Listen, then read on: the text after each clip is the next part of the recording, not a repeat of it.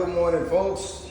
Here I am. This is Tony with Spotless Cleaning 7. What we doing today is we're gonna do this.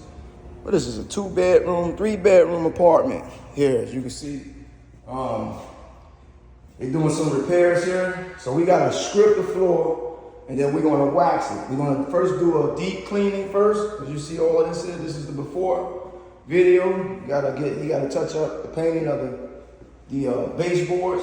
We're gonna get all of this stuff here off the floor.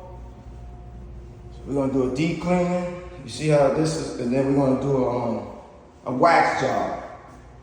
So we're gonna clean all this up.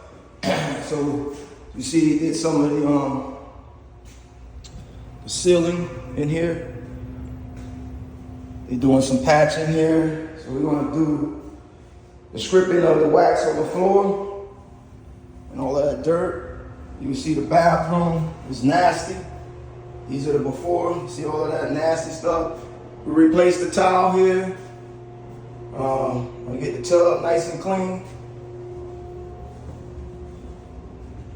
We got the stripper here and then the wax. You see we got a stain here. We want to get all that up.